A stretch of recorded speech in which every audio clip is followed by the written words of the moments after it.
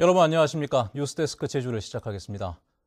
오늘 많이들 놀라셨을 겁니다. 오후 5시 19분경 제주도 서귀포에서 서남쪽으로 41km 떨어진 해역에서 규모 4.9의 지진이 발생했는데요. 위치상 국토 최남단 마라도 인근에서 발생을 한 겁니다. 단 몇 초간의 지진이었지만 제주에서는 물론 전남과 부산에서도 진동을 느낄 수가 있었습니다. 첫 소식 박혜진 기자가 전해드립니다. 오늘 오후 5시 19분 제주 서귀포의 한 식당. 테이블에 둘러앉아 있던 직원 5명이 갑작스런 진동에 화들짝 놀랍니다. 그리고 황급히 일어나 바깥으로 뛰어나갑니다.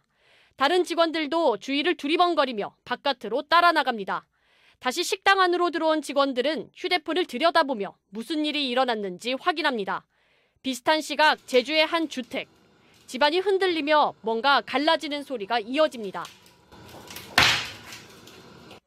오늘 오후 5시 19분쯤 제주도 서귀포시 서남서쪽 41km 해역에서 규모 4.9 지진이 발생했습니다. 최남단 마라도 바로 인근입니다. 마라도에 있는 식당에서는 물론 진앙지와 가까운 서귀포시 대정읍에서도 강력한 진동이 느껴졌습니다. 뭐가 쾅 하고 소리가 나더라고요. 그래서 나는 그냥 우리 집에 뭐 포크레인이나 이런 것들이 막 지나가다가 부딪힌 줄 알았어요. 제주도 북쪽인 제주시 아라동 주택에서는 벽장이 떨어져 책상 유리가 깨지기도 하는 등 제주도 전체에서 진동이 느껴졌습니다. 미세한 좀 쿵쿵하는 소리가 좀 들리면서 좀 많이 오랜 기간 동안 지속이 되더라고요. 나와 보니까 이제 회원님들 좀 몇몇 분들은 좀 놀라했던 상황이었고. 지진의 여파는 전남과 부산 등에도 감지됐는데 전남 영암에서도 벽걸이 시계가 떨어져 깨졌고 부산에서도 전등이 흔들리는 등 지진 신고가 잇따랐습니다. MBC 뉴스 박혜진입니다.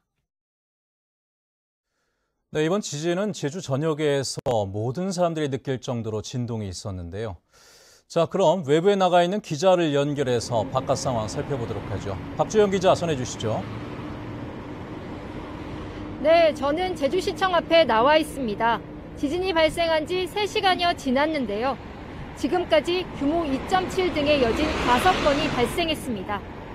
다행히 여진은 피해를 줄 정도는 아니었고 당국은 해일이 없다고 밝혔습니다. 갑작스러운 지진에 놀란 제주 시민들은 퇴근 발걸음을 재촉하는 모습인데요. 버스나 택시 등 대중교통은 정상 운항되고 있습니다. 규모 4.9의 지진으로 흔들림이 길게 지속되지는 않았지만 모든 사람들이 느낄 수 있을 정도로 제법 강했고 제주 MBC에서 일하고 있던 직원들도 모두 진동을 느낄 수 있었습니다. 지진이 발생한 곳은 제주도 서남쪽입니다.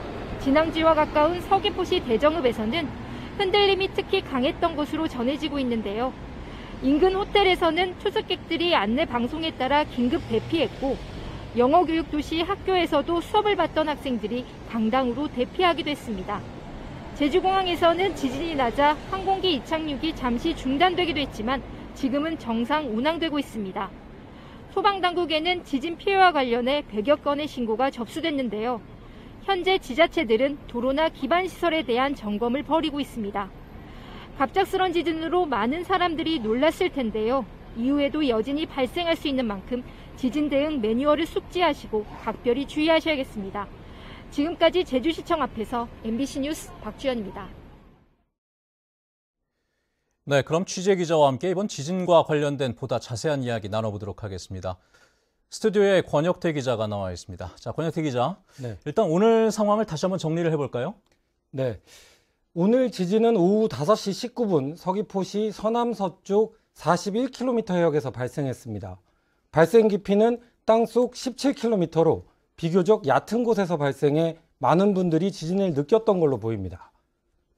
규모에서는 제주에서 발생한 지진 가운데 가장 큰 규모의 지진이었습니다. 기존 기록은 2008년에 제주시 서쪽 78km 해역에서 발생한 규모 4.2의 지진이었습니다. 예, 오늘 지진의 규모가 컸다는 말씀을 해주셨는데 사실 제주도가 지진의 안전지대가 아니다라는 얘기는 계속 있어 왔잖아요. 어떻습니까? 네, 그렇습니다. 제주도는 지난 10년 동안 전국에서 지진이 가장 많이 발생한 지역 가운데 한 곳입니다. 지난 2019년 행정안전부에서 발표한 자료를 보면 2009년부터 10년 동안 제주에서는 모두 73차례의 지진이 발생했습니다. 전국에서 세 번째로 많이 발생한 지역이었습니다. 특히 이번 지진은 많은 피해를 낳았던 2017년 경북 포항 지진 이후 우리나라에서 발생한 지진 가운데 가장 규모가 큰 지진인 것으로 파악되고 있습니다. 당시 포항 지진의 규모는 5.4였습니다. 예, 그러면 이번 지진이 발생한 해역이 평소에도 지진이 자주 일어나는 지역입니까? 이번 지진이 발생한 지역 반경 50km로 범위를 좁혀보면 지난 2000년 이후 규모 3.0 이상의 지진은 이번 지진을 포함해 모두 8차례 발생했습니다. 규모 3.0을 기준으로 잡은 것은 사람이 느낄 수 있는 수치가 3.0이기 때문입니다. 규모는 이번을 제외하고는 모두 4.0 미만이었습니다. 우리나라 전체적으로 봐도 지난 1978년 이후 모두 1954건의 지진이 관측됐는데 이번 지진보다 규모가 큰 5.0 이상의 지진은 모두 10차례뿐이었습니다. 예. 자, 말씀하신 대로 규모가 상당히 큰 지진이었단 말이죠. 그런데 규모에 비해서 아직까지 큰 피해 신고는 들어오고 있지 않은 것 같습니다. 이유가 있을까요? 네, 그렇습니다. 일단 기상청에서는 이번 지진이 육상이 아니라 해상에서 발생했다는 점을 꼽고 있습니다. 진앙이 비교적 얕아 많은 사람이 진동을 느끼기는 했지만 실제 전해진 충격은 크지 않았다고 보고 있는 겁니다. 하지만 첫 번째 지진 이후에 규모 2.7 이상의 여진이 수차례 이어지고 있어 만일의 사태에 대비해야 합니다. 예, 말씀드리려면 앞으로도 대비를 잘 해야 될 것 같은데 그럼 제주 도내에서 지진 대비 상황은 어떻습니까? 사실 좋지 못한데요. 일단 지진 피해를 최소화하기 위해서는 건축물의 내진 설계가 필요한데요.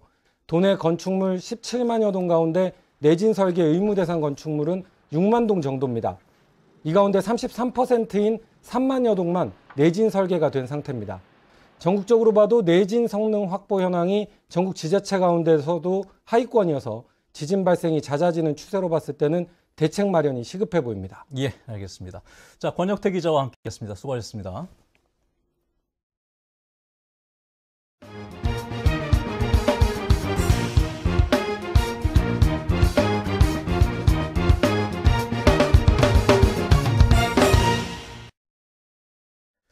네, 코로나19 감염 확산세가 잦아들지 않고 있는 가운데 제주에서는 오늘도 29명이 신규 확진 판정을 받았습니다.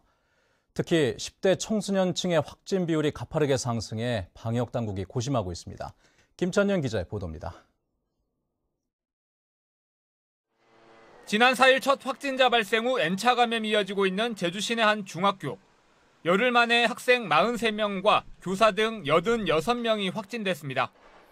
또 다른 초등학교에서도 20일 만에 확진자 49명이 발생하는 등 소아청소년 사이 감염이 빠르게 늘고 있습니다. 학생들이 많이 나오고 있어서 뭐 어디 다닌다거나 어떤 활동을 하거나 이런 데 좀 걱정이 많이 돼서 잘 뭐 어디 돌아다니지 못하고 있어서 그게 좀 아쉬운 것 같아요. 최근 일주일 동안 제주 지역 코로나19 확진자는 일주 전보다 38% 늘어난 299명. 이 가운데 112명이 19살 이하 확진자입니다. 지난 6월 전체 확진자의 10% 수준이던 10대 이하 확진자는 지난달에는 34%로 치솟았고 이달 들어서는 40%에 육박했습니다. 방역당국은 백신 접종률이 낮은 학생들을 중심으로 감염이 확산되는 것으로 보고 있습니다. 12세에서 17세 기준으로 보면 1차 접종률이 54.05%입니다. 그리고 2차 접종 완료자가 36.65%가 되겠습니다. 방역당국은 소아청소년들의 백신 부작용 신고가 전체의 3.7%에 그치고 두통과 어지럼증 호소 등 모두 경증인 점을 들어 백신 접종을 다시 한번 당부했습니다. 가장 중요한 건 우리 아이들의 학습권을 포함한 사회 참여권을 제한할 수도 있기 때문에 다시 한번 간곡히 당부드립니다. 꼭 백신 접종을 해주시길 부탁드립니다. 확진자 증가세를 꺾기 위해서는 소아청소년들의 백신 접종률을 끌어올려야 하지만 학부모들 사이에서는 백신 부작용에 대한 불안감이 여전해 방역당국의 고심도 깊어지고 있습니다. MBC 뉴스 김찬현입니다. 4.3 희생자 보상금 지급 기준을 담은 4.3 특별법 개정안이 국회를 통과하면서 보상금 지급을 위한 후속 조치가 본격적으로 시작됐습니다. 제주도는 희생자 대부분이 숨졌기 때문에 보상금 상속 범위를 확인하는 작업을 시작했고 내년에는 보상금 지급 전담팀을 신설하기로 했습니다. 송원일 기자입니다. 국무총리 산하 제주 4.3 사건 진상규명과 희생자 명예회복위원회가 지금까지 결정한 4.3 희생자는 14,533명. 4.3 특별법 개정안이 국회를 통과하면서 정부는 앞으로 5년 동안 이들에 대한 보상금을 지급할 계획입니다. 시행 첫 해인 내년에 확보된 예산은 1,810억 원. 희생자 1인당 9천만 원을 감안하면 지급 대상은 2천여 명 정도입니다. 제주도는 4.3 위원회에서 지난 2000년에 처음 결정한 희생자 가운데 첫 해 대상자를 선정할 가능성이 높다고 보고 이들에 대한 보상금 상속 범위를 확인하는 사전 작업을 벌이고 있습니다. 청구권자가 누구까지 범위가 가는지 그거를 저희가 희생자별로 가계도라고 할 수 있는 그런 부분을 만들어서 청구권자가 이 정도 되면 확정이 될 수 있겠다 해서 예비 확정 작업을 하고 있습니다. 또 희생자인지 유족인지 여부를 확인할 수 있는 유족 관리 시스템도 내년부터 운영합니다.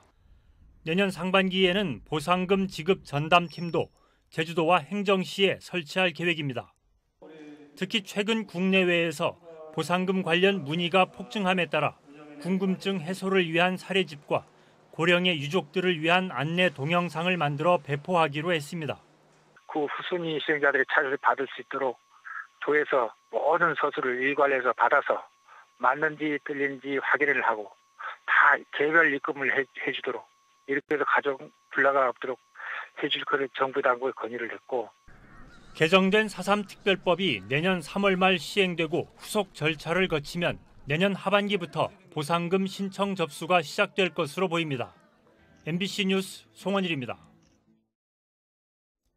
국내에서 처음 열리는 유네스코 세계지질공원 총회가 오늘부터 사흘 동안 제주에서 열립니다. 이번 총회에서는 지질공원의 지속가능한 관광과 발전 등 7개 세션에 44개 국가에서 참여해 280여 편의 주제 발표로 진행됩니다. 개회식을 제외하고는 모두 온라인으로 진행돼 인터넷과 유튜브 등을 통해 전 세계에 생중계됩니다. 어제 오후 8시쯤 제주시 노영동 월락마을 교차로에서 1톤 화물차와 오토바이가 부딪혀 오토바이에 타고 있던 18살 A군이 숨지고 함께 타고 있던 18살 B군이 다쳐 병원으로 옮겨졌습니다. 경찰은 운전자 등을 상대로 신호 위반 여부 등 정확한 사고 경위를 조사하고 있습니다. 오늘 오전 6시쯤 제주시 연동 신제주초등학교 부근 도로에 승용차가 전복돼 있다는 신고가 112에 접수됐는데 경찰은 운전자를 쫓고 있습니다. 뉴스데스크 제주였습니다. 여러분 고맙습니다.